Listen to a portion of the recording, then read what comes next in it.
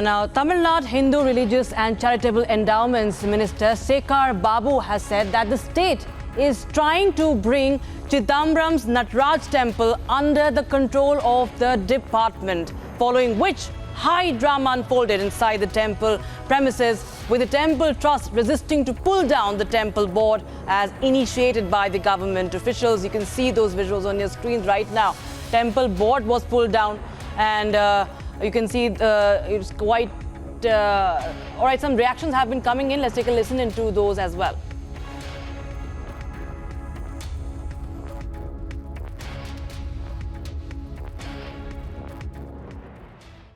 The Kanagasabai of Chidambaram Natarajar temple is highly unconstitutional, unwanted and unwarranted for. They have no business to enter the Chidambaram Natarajar temple because the Supreme Court has very clearly given a judgment that the temple should be managed by the Dikshidhars only. They have absolute right in managing and administering the temple.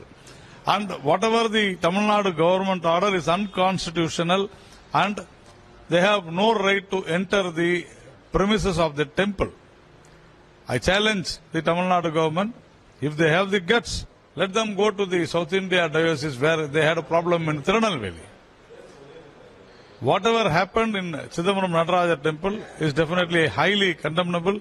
BJP, Tamil Nadu very strongly condemn this, and they have the police, hundreds of police, they have gone inside, creating a panic among the devotees and also the Dikshidhars. If the Tamil Nadu government wants to capture that, or the HRNC want to take over, let them go to the court. Why should they come into the temple and panic, create panic among the Dikshidhars? This is definitely threatening the Dikshidhars is highly condemnable. Some of the reactions that have been coming in from the BJP as well. And now we are being joined by my colleague Varshini, who is going to tell us more on this story.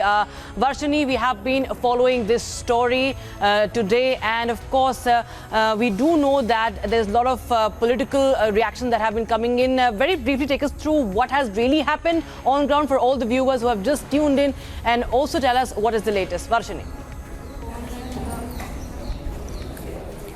Well, Rakshita, if you see right now, we are at the Chidambaram Natarajar temple where this issue has been ongoing for the past few days. Like I already mentioned, it is a tussle between the Tamil Nadu government's HRNC department and the Podu Dikshidhars who have been administering the temple for ages and ages. If you can take a close look, this is a very ancient temple that has been built many hundreds of years ago, and all this while, all these centuries, the Dikshidhars, the Podu Dikshidhars communities are the ones who are handling the temple and taking care of it, and the Tamil Nadu government's HRNC department is very insistent, very persistent on taking over the administration. And the HRNC department of course has the administration of almost all the temples in the state except very few, and particularly this Chidambaram Nataraja temple, which the Podu Dikshidhars are not ready to let go of. The HRNC department has been wanting to know the income, the expenses, the legality, the procedures, everything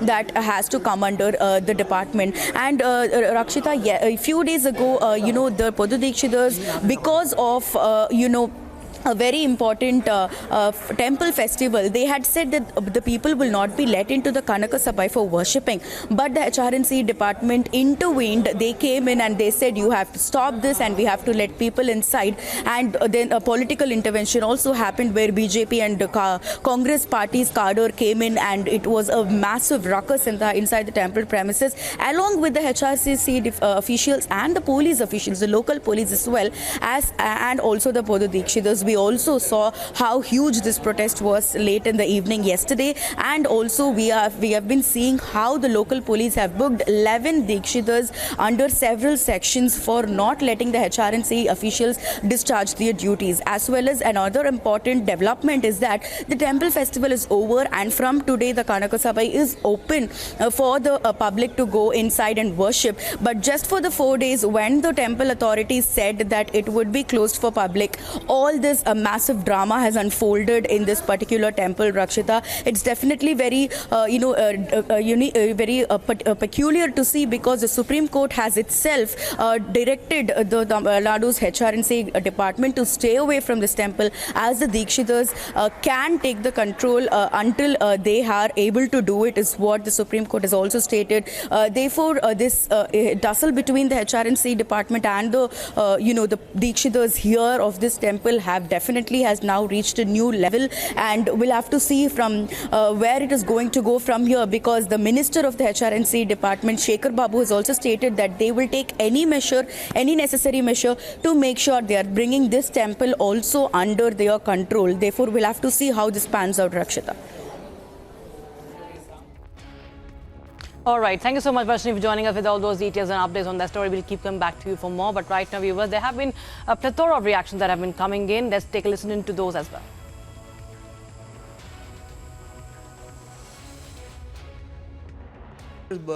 Stand between God and common man. They claim that they are all Hindus. Whoever goes to Chidambaram Raja temple are Hindus. And the government of India speaks about Hindu nationalism. When Hindus are insulted and not allowed inside the temple, where is Hindu nationalism? And the Prime Minister speaks about uniform civil code. When there is no uniform civil code in Hindu religion, how can he say that other religions are not following uniform civil code? How can you put pressure on other religions to follow civil code? So, the Chidambaram temple, there is a fraud is committed there, even the money collected. Irregular, they show a very less account, they show 37,000 rupees, but in 1 year they had collected 7,61,000 rupees. But they had shown only 37,000 rupees. So there are financial irregularity, there are legal issues where they are doing child marriages, which is against law. All these activities are done by the Chidambaram Dikshitas, but that they don't want to get exposed and stand victimized for what they had done. So there should be proper investigation, and wrong people should be put to penalty. Yeah, they use everybody. They make use of everybody. The governor doesn't know. He is an RSS chamcha, as I told you. He is a servant of RSS. He doesn't know what is going. He is not an administrator. And I don't know how he became a police officer also. A police officer should investigate into the wrong things going on in the temple. But he is supporting them.